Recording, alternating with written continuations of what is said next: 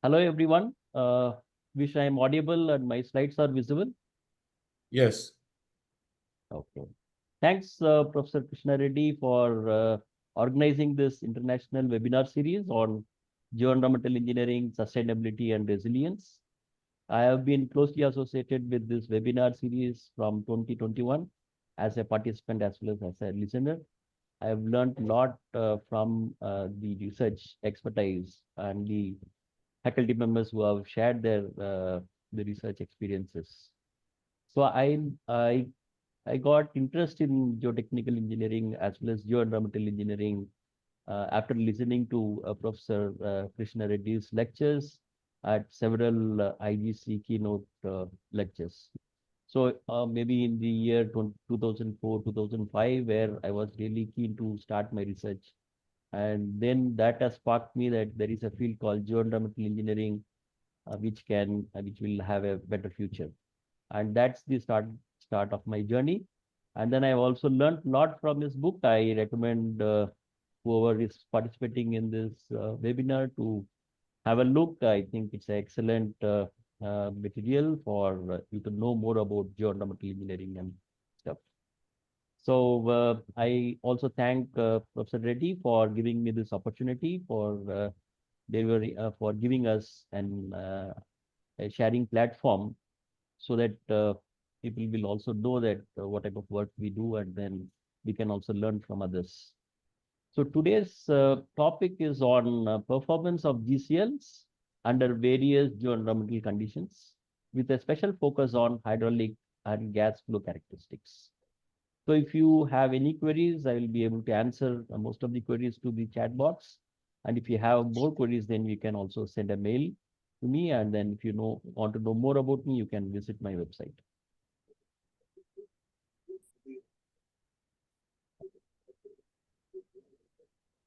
So let me have my laser. So this is my outline of my presentation.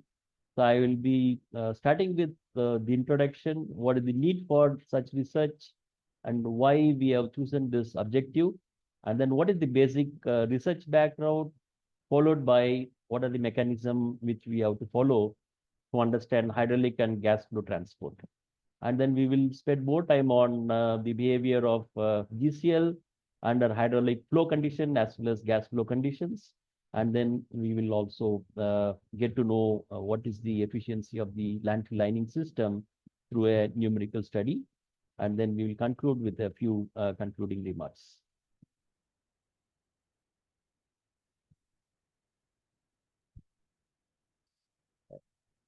Yeah. So as we all know that solid waste management has become a major environmental issues. The major concern is to dispose the municipal solid waste and low level radioactive waste safely. So as we all know that there are strict guidelines and the stringent guidelines as well as the protocol available in most of the countries, right, to contain this waste in a proper engineered landfill.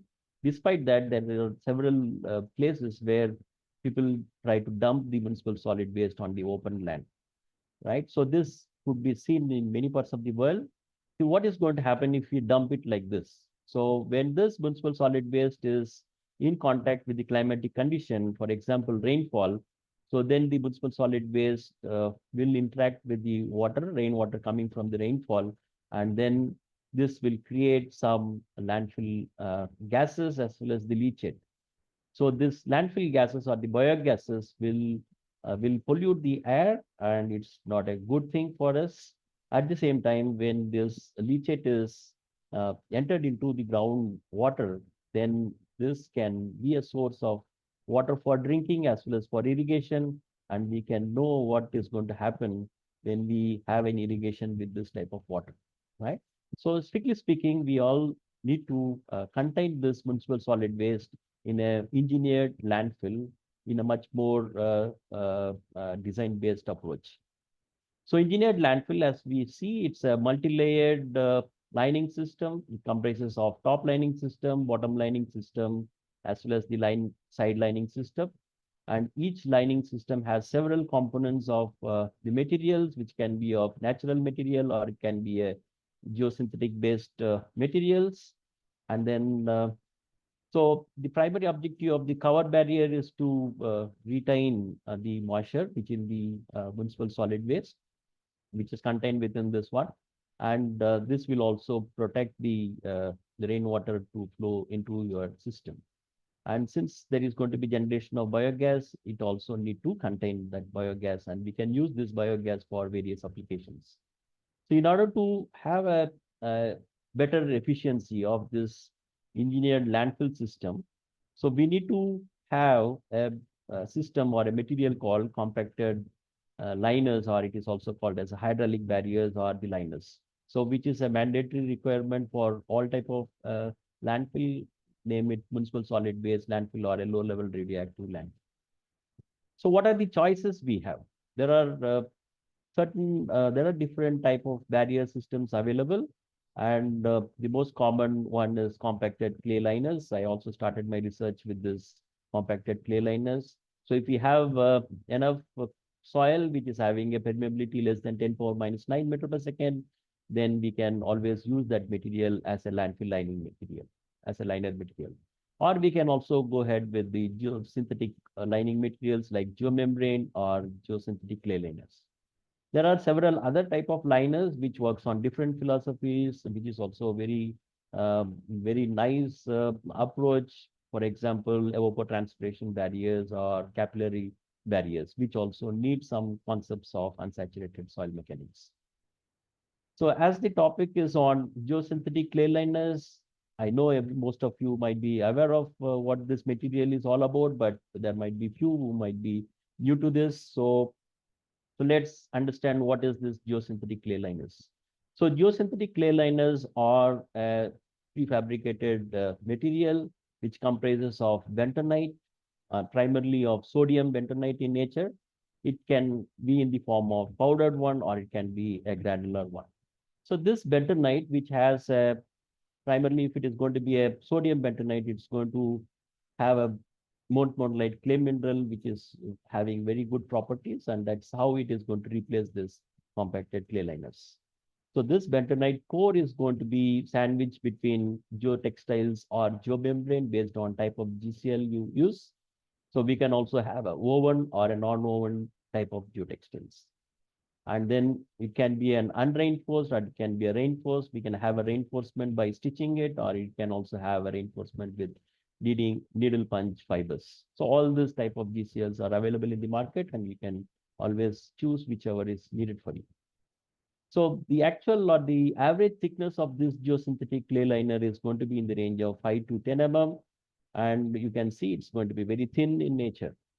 The efficacy of this GCL, when it is adequately hydrated, is going to be equivalent to zero 0.6 or maybe 1.2 meter thick clay barrier, right? The efficiency of clay barrier, which is in the order of 1.2 meter or 0.6 meter thick, is going to be equivalent to 5 to 10 mm thin bentonite based GCL, provided if it is adequately saturated. I'm using this word adequately saturated because that is the topic, today's topic as such.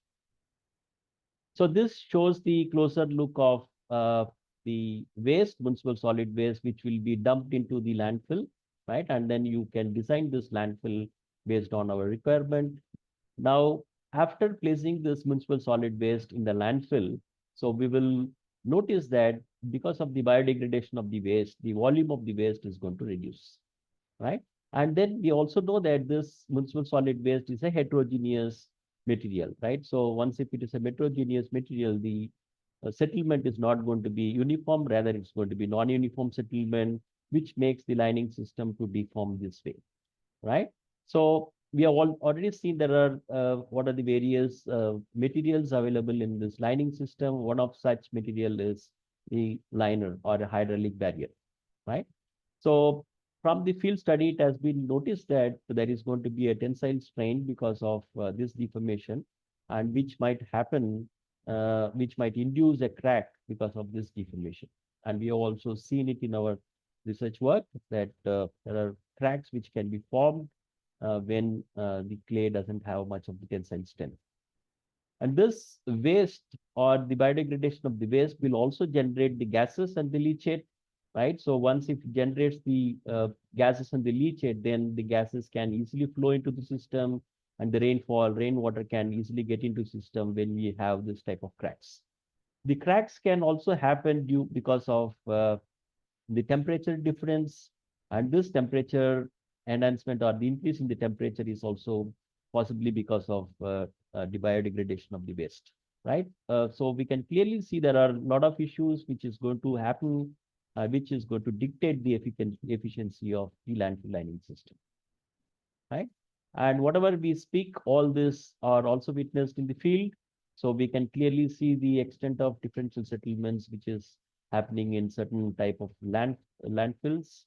And then recently in the year 2024, Professor Benzin et al. And his team has done excellent work by understanding how much is going to be the gas flux which is going to be generated from, for example, 5 landfills available in California, and they've also determined the variations of the methane gas flux based on various cover categories, and they also extend the work for different seasons. So this clearly shows that there is a need to understand how this methane, or for that matter, any gas which is going to flow through the barrier material. And the methane release is going to be much hazardous when compared to carbon dioxide. And then if we have better waste management system, then we can segregate this type of biodegradable material and you can use it as a compost, and then we may not have this type of biodegradation of the waste. And since the gases are going to be generated within the landfill, so you can clearly see how the pressure difference between the landfill as well as the atmosphere. So this is one of the slide taken from this reference. So this shows the extent of gas pressure which can lift the geomembrane. And by chance, if this geomembrane has some punctured, or if it has some the failures or cracks, then you can see all the gases which is generated in the landfill is going to be going out to the environment. And there are several studies which we can see that GCL as well as the geomembrane can also have this type of desiccation cracking, which will make the gas or water to flow through it. And then the major issue with GCL is how you overlay this GCL, because GCL comes in a roll with particular width. So you will have to we will have to overlay one with the other. And if the overlay doesn't work fine, then the gas or the water can flow through this lining system. And once if this type of gases goes out, there is every chance that it can catch fire. So this clearly shows that you need to understand the mechanism. And what about the research background, right? So we have already seen why we need to take up this research, and then how much is known to us, how much is known to us. It depends on how much you read, right? So as we all know that hydraulic barriers are going to be often unsaturated in nature, so which means that we all know that soil is going to be a three-phase system which has solid, air, and water, and we need to know how much volume of voids are going to be filled with water, and we also need to know how much is going to be the voids with respect to total soil or solids, right? So which means porosity or the void ratio is important, and the degree of saturation is also important. The another important thing is it's not only about number of voids, but we also need to know what is going to be the continuity of the voids.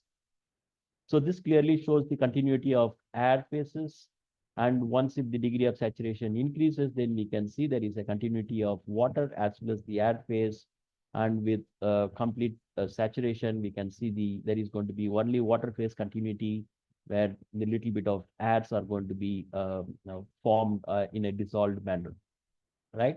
So when we model it, we need to model, right, either this or maybe both to understand the gas transfer mechanism. So in order to know this, we need to establish the water retention curve. So which is very important to understand the unsaturated soil behavior, right? It gives a relationship between the water content, primarily can be a gravimetric or volumetric or degree of saturation based water content, and then it is related to soil section. So indirectly, what it says is that we need to know how much amount of water which is present in the soil or the GCL, and then how much energy is needed to pull out that water from that existing condition. So which is nothing but suction, right? And this characteristic curve is very important for the numerical modelers, because the key features or the design features of this characteristic curve will be used in the numerical model. And this characteristic curve has several issues. One such issue is going to be the soil is going to have a hysteresis behavior, right? Which means that the curve is going to be different under drying condition and wetting condition, right? But we all know that drying and wetting comes as a repetitive one. So we need to use the perfect, the respective soil water retention curve for that understanding. So let's move on to how the gas or the water can flow through the barriers, right?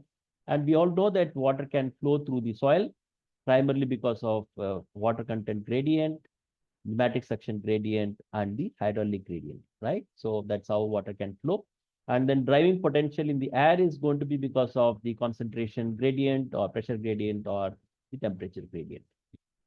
So there are several type of transport mechanism available based on degree of saturation and the suction potential, right, as well as the environmental condition. If you consider a concentration gradient, then we can have a gas phase diffusion, or we can have a gas phase diffusion in water. So when it is going to be a hydraulic gradient, then we have a water phase advection.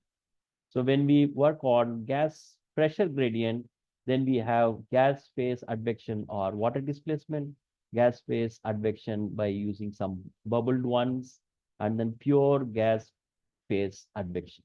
So for that, we need to understand, right, what is advection and what is diffusion, and then we can adopt the certain transport model for that. So advection is a movement of water or the gas from the region of high pressure to the lower pressure, which everybody knows. And that's how we determine the permeability as well as gas permeability. And the advective transport is going to be dictated by Darcy's law. Similarly, the diffusion is going to be dictated by Fick's law. And for our research, we are going to use the second law of diffusion, which states that the rate of accumulation or the depletion of the concentration within the volume is going to be proportional to the curvature of the concentration gradient. So this aspect, we'll be using it for our research. So from our earlier research work, so we have witnessed that soil barrier, which is made of clay, right, which is having a difficulty in sustaining the differential settlements. We have performed it in centrifuge model test, where we have placed the water on top of this barrier, and then we try to induce the differential settlement, right, with a little bit of differential settlement or a distortion level. So we can see the generation of the cracks, and this cracks can propagate, and then whatever the water which is placed on top of it, it tends to come down. So we can see the pore pressure variations with respect to time, and we can also see the accumulation of water. So which clearly shows that, so there is a problem with the conventional clay barrier for a particular type of distortion. Similarly, during my stay at France, we also looked at how the gas can flow through the compacted clay barriers. And we have used a simple device called a 4-point bending or a 3-point bending system, in which we try to induce the bending. And then we will discuss how the gas flows a bit later, but try to understand that the gas is going to flow like this, and with various variation in the distortion level. But once if the distortion level increases beyond certain range, so we can clearly see that the sharp decrease in the gas transfer happening, and further increase in the differential settlement or distortion will leads to a sharp variation. So which, and then after the test, we noticed that the crack has formed because of this tensile loading and the tensile strains. So from this, we can understand that conventional barriers have a difficulty in sustaining this distortion level.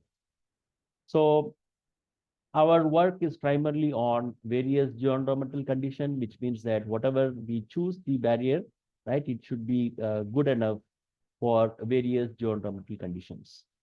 For a cap barrier system, the seasonal variations are the major one, right? The seasonal variations can be in the nature of moisture, temperature, relative humidity. All these are climatic variations. Then we can also have a seasonal variation in terms of wetting and drying cycles, and then freezing and thaw cycles. So the barrier which we are going to place it in the landfill, which is going to survive for 50 or 100 more years, right, has to sustain this type of variations. So in case of baselining systems, the major issue is that the leachate which is going to be generated from the municipal solid waste has to be flowing through the barrier, and that mechanism we need to understand. So primarily, what is going to be the hydrating fluid, and what is going to be the chemistry, complex chemistry involved in this aspect, and then how the gases or the water is going to flow through it. The major issue with the lining system or the hydraulic barrier system is the exchange capacity of the cation, which changes the transport mechanism faster. And we will also see it in subsequent slides, right? So we need to address this, how much is going to be the exchange capacity of the particular type of landfill lining materials. So all these geoenvironmental conditions are going to alter the hydromechanical response of the engineered landfill as such, and in specific, it is going to vary the performance of the chosen hydraulic barrier. So let's start our discussion with the basic things. One is on adsorption and the desorption response of the GCL. So this is the GCL, which you can clearly see. This is the width of the GCL, which is going to be placed. And then this is the overlap, you can see it, right? So when the GCL is purchased from the manufacturing, it comes with a particular type of water content, which is nothing but hygroscopic water content, right? So the GCL tends to hydrate based on the water content present in the surrounding soil. So water is going to be absorbed, or the bentonite core present in GCL is going to absorb the moisture from the soil adjacent to that, right? Or you can also have some water or the leachate presence there.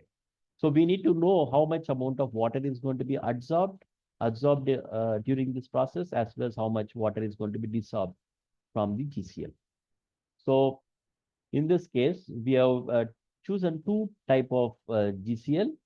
So one is geotextile based GCL, and the other one is geomembrane based GCL. The bentonite core in both the GCLs are going to be same, right? So that we would like to see what is the importance of this geomembrane on this GCL, right? So we have also performed this one, the vapor equilibrium technique, as per ASTM standard, to understand the absorption as well as desorption response of the GCL. So this is going to be a time-consuming process. As such, what we have to do is, so we are going to make a sample of a particular suction. So that suction is going to be induced because of a particular relative humidity. So this is a desiccator, so in which you have a separating lid, and then you can see the GCLs are placed here, and we also try to add some weight on it so that it is going to simulate the overburden pressure on top of the GCL. So we have done it with two type of condition. One is pre-swell, as well as the other one is with overburden pressure. So below this, there is going to be a supersaturated salt solution, which is going to be placed. And then we can make the saturated solution by using different salts. For example, NaCl. So NaCl is going to give you a particular type of relative humidity. And then K2SO4 is going to give you a relative humidity of 98.4. So what we are going to do is we are going to prepare this the supersaturated solutions, and we are going to place it below this one, and then we are going to close this lid so that the vapor which is coming out from this salt solution is going to equilibrate the sample. So this way, there are certain chemicals with which you can increase the relative humidity, and there are certain chemicals which salts which can be used to reduce the relative humidity. So NaCl, KCl, and K2SO4 salts are being used for understanding the absorption capacity of the GCL, and then potassium chromate and then lithium chloride were used to understand the desorption behavior. So from this, we can see all the studies have been done for 25 days to make it uniform, and we can see how much water is going to be absorbed by the bentonite core in specific.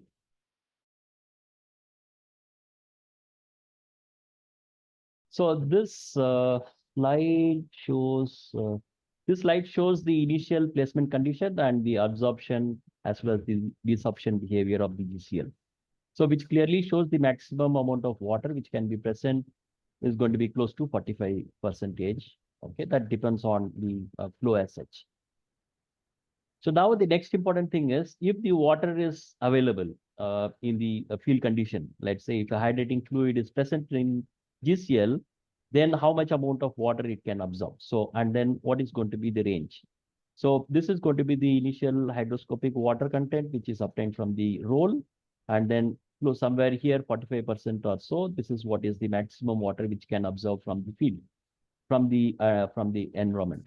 But if the source is available, then the bentonite present in the GCL can swell and then it can allow water to flow.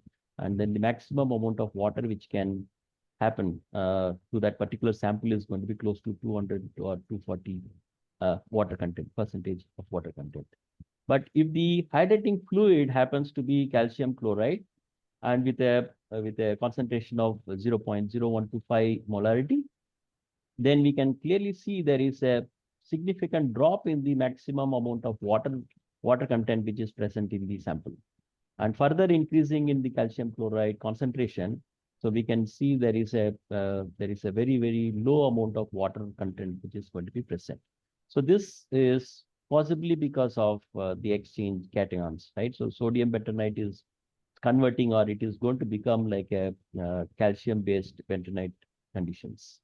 And if we try to use this, right, so the maximum water content of this at this inert condition is considered to be the apparent degree of saturation. So because GCL is difficult to saturate completely, so we are going to use a term called apparent degree of saturation. So in which the sample is going to be wetted till 90% of apparent degree of saturation, and then we can have a drying phase. So the drying phase is of, let's say we are using a 60 degrees Celsius based on the temperature which is going to be that's going to be available because of biodegradation of the waste in the landfill. So likewise, so this is the wetting curve and this is going to be the drying curve. Likewise, you are going to have multiple wetting and the drying curves. And then we try to perform this test for various hydrating fluids. So we can see the wetting and drying is not having much influence on the maximum amount of water which is going to be present in the GCL when the hydrating fluid is deionized to water. But with calcium chloride solution and with different molarity of the calcium chloride solution, the variation can be easily seen. So, and then we try to see what happens because of why this type of things happen. So we try to perform swell index test on bentonite core, which is extracted from this GCL at the end of the test. And then we can clearly see that the swelling index of the bentonite core has significantly dropped with the addition of calcium chloride. And then it also depends on the concentration or the molarity of the calcium chloride solution. And then we also notice that there is a significant change in the calcium exchange capacity, cation exchange capacity, as well as the specific surface area. And then the influence of wetting drying has not shown much on GCLs, but there are several research papers available which clearly says that compacted clay barrier might have a problem with multiple wetting and drying cycles. So the next important aspect is after knowing that hydration behavior, we need to know how much is going to be the conductivity of that material, right? So hydraulic conductivity test has been performed by using flexible wall permeometer, considering the constant head and then constant pressure gradient approach following ASTM standard. So we can clearly see that GCL1 and GCL2 is going to have a permeability which is in the range of 10 power minus 11 and minus 12, and which is much superior than what is needed for landfill liner materials. And then this indicates that it is reaching a steady state conditions. So since the bentonite core is going to be same in both the GCL, right, there is a substantial variation in the hydraulic conductivity can be noticed. So this is primarily because of the geomembrane which is present in the GCL2.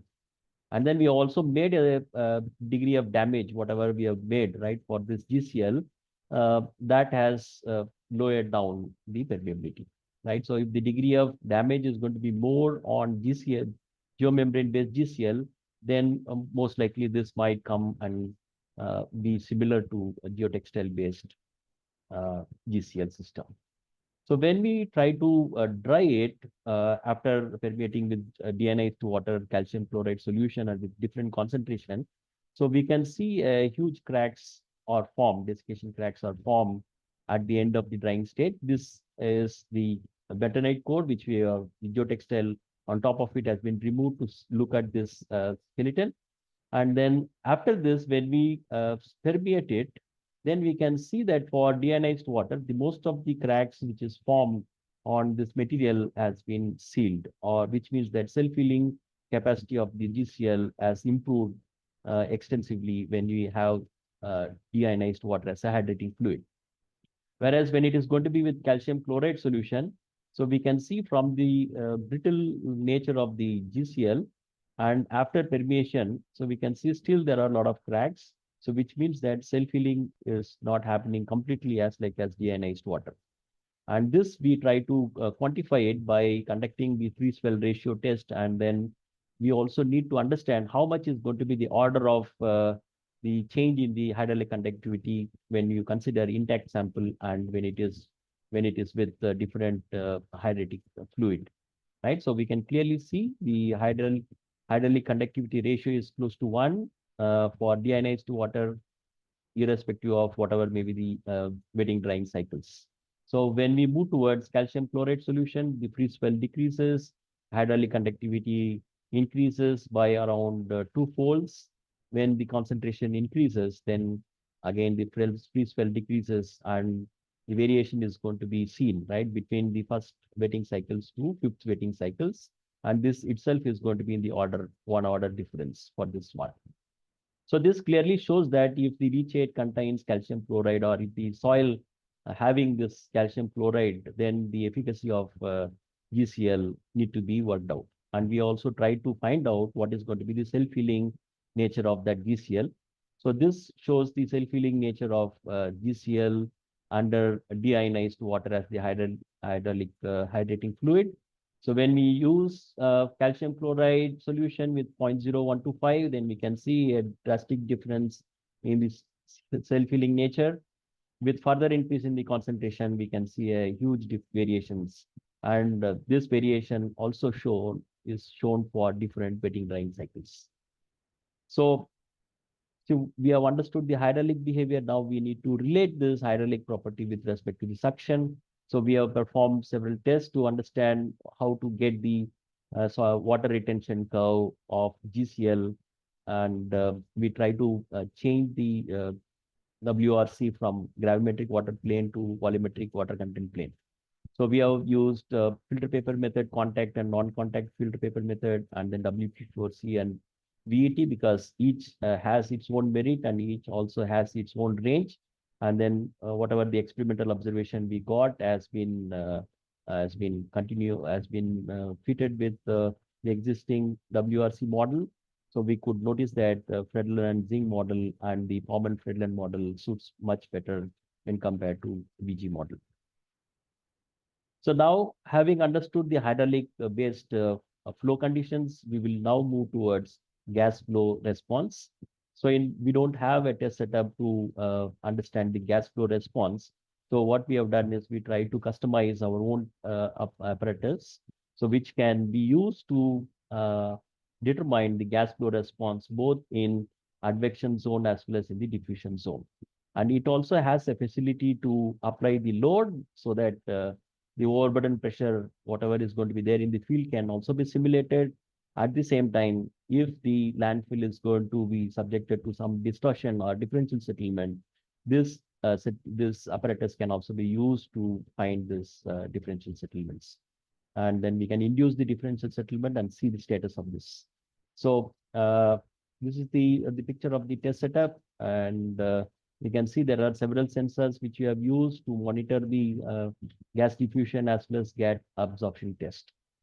So this shows the closer look on the various components of the material.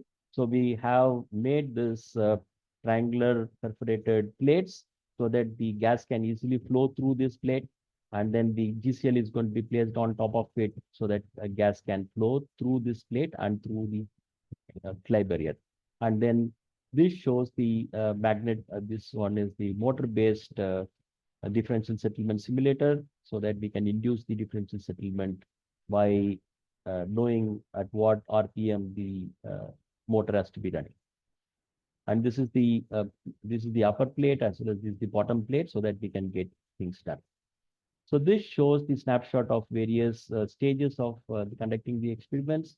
This is the top view of the test apparatus. So we can place the GCL on top of this so that the gas chamber, this is what is the gas chamber, and then we will fill the gas chamber and then the water or the gas can flow through this GCL. And then we can apply a load on top of it so that we can measure things as per our real field situations. So now we can simultaneously measure both the gas permeability as well as diffusion. So we will see one by one so that we will have some idea how to proceed with this. So being an inert gas, nitrogen is being used and we can also change it to whatever gas we want. But the literature says that nitrogen can simulate the gas flow conditions much better than any other type of gases.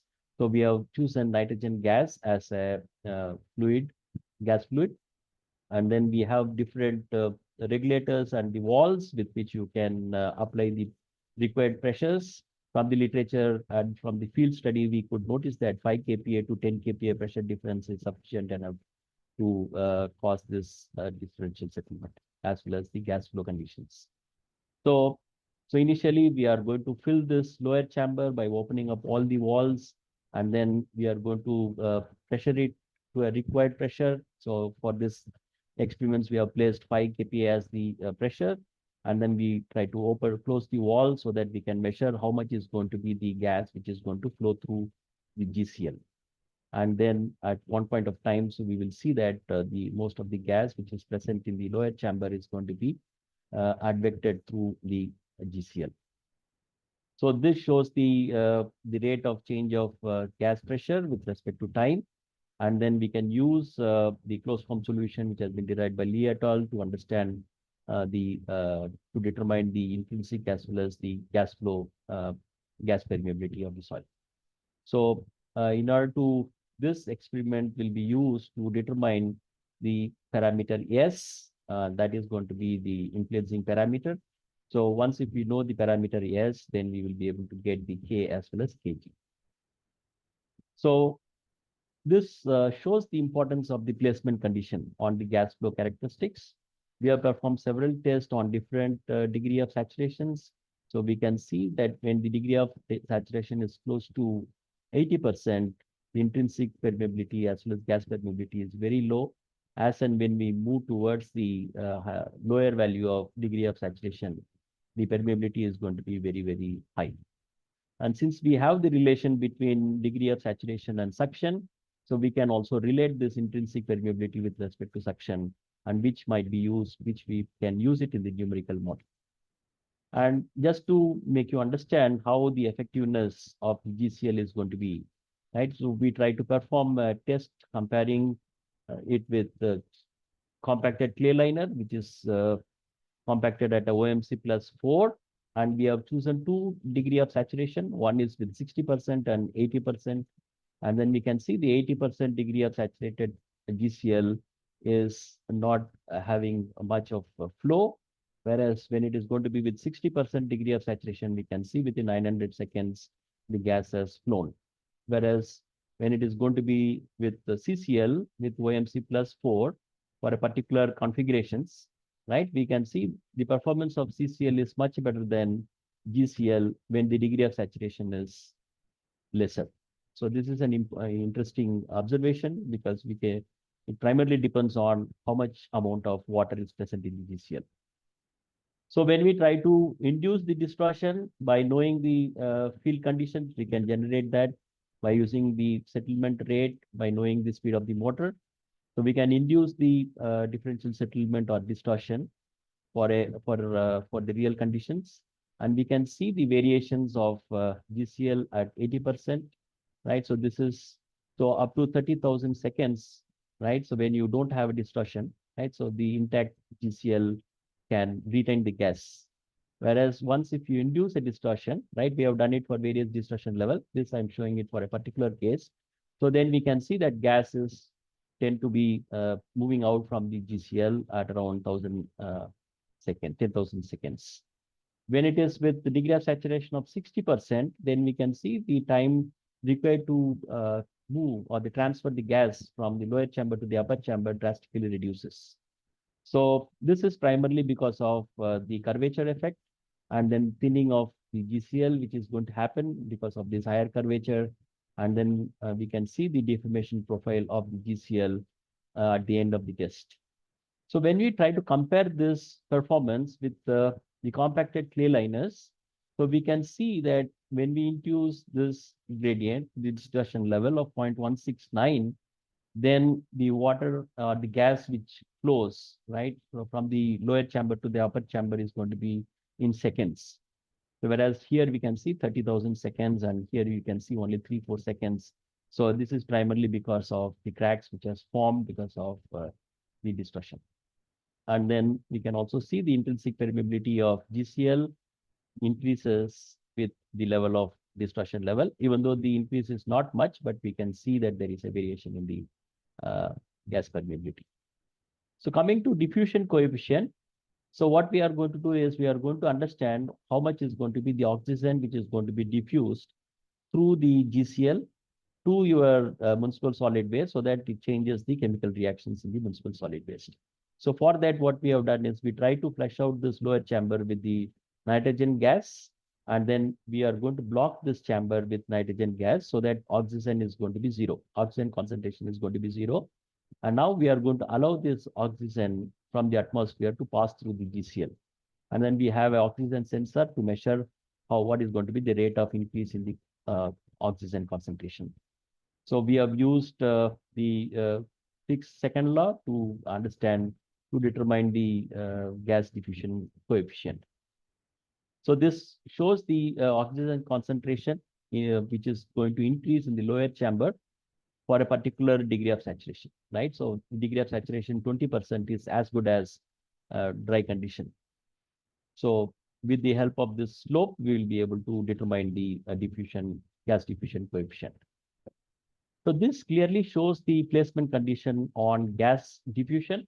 So we can see when it is having enough degree of saturation, let's say apparent degree of saturation when it is 80%, when the suction is too less, then the oxygen is not transferring through the GCL. And even though if it transfers, that amount is going to be less, which means that diffusion coefficient is going to be less. But as and when we have this lesser, higher degree of so we can see that higher suction will induce more oxygen movement. And this clearly shows the variation of gas diffusion coefficient. From this, we can get this gas diffusion coefficient, and then we can understand how it is related to degree of saturation and suction. And this shows the performance of various barrier systems which we have used. And we can see that GCL with very high uh, uh, apparent degree of saturation has very low value when it is going to have very low degree of saturation, right? So it is going to have a higher value. So gas flow response, whatever we got from the experiment has been compared with the existing literature. And we can see that it's having a good resemblance with the reported literature. So which gives us an idea that whatever the test setup we have developed is working fine. So when we change the hydrating fluid from deionized water to calcium chloride solution, so we can see the drastic change in the gas transfer as we have seen it for hydraulic conditions. So I'm not going to spend much time on this because behavior is going to be similar to your hydraulic flow conditions. And then we can get the increase in the permeability with the change in our calcium chloride solution from deionized water. So we were not able to determine the gas permeability with the higher concentration of calcium chloride because there is a substantial amount of cracks which is formed and we cannot proceed with that. Or we can say that gas permeability is very, very high. So having understood all the experimental observations, we try to use those data which we got it from the experimental things, and then we try to simulate a numerical study. And this is a hypothetical study which we have taken. So which shows the lining system, which is taken from the various literature, and it's already existing in the field condition. So what we have done is we have placed the GCL in this zone, and then we try to induce the steady state condition as well as the transient state flow conditions. So in by considering the climatic variations. So it's going to be a one-dimensional flow condition, and we are going to concentrate on transient flow analysis by, and this is the data which got it from the Kanpur region. So if the landfill is going to be situated in Kanpur, then how the GCL is going to behave under this condition. That's what is our primary focus. So if you want to know more about the boundary conditions, you can refer to this paper, so that I don't want to spend much time on this. So there are two cases which we have considered. One is the full-fledged the top lining system, which is after the complete vegetation stage. The another one is at the time of placement of GCL. And then when GCL is going to be placed, and if you are not going to have these cover systems on top of it, then how this GCL is going to behave under this climatic condition. That's what is our study as such. So the similar boundary conditions have been placed even for this case, so that only issue is that we don't have this material on top of it, and then we can see the significance of that. So when we look at the transient flow conditions because of the rainy season, we can see there is a hydrostatic flow which is going to happen through this hydraulic barrier. And then this is the range, this is the stage where we have the GCL. So we can see the water content, which can be a volumetric water content, is not changing much below this GCL, right? Which clearly shows that there is whatever maybe the variation which is going to happen in the arid region, right? So in the climatic condition is going to be not reflecting below the GCL, so which shows the better efficiency of the GCL which we have placed. And this shows the close look on the variation of suction and the water content within this GCL. So we can clearly see based on the climatic conditions, based on rainfall event and the precipitation and the evaporation. So we can see there is a drop in suction and there is an increase in the suction, and similar observations can be seen for volumetric water content. So one good thing is the GCL, once if it gets saturated, right, the desaturation takes more time. Before that, if rain comes, then it tries to saturate itself. So that's, and we will see in detail how it works. So this shows the second model where we don't have the cover soils or the protective soils on top of the GCL. So now we can clearly see the suction is going to be too high when compared to the previous case.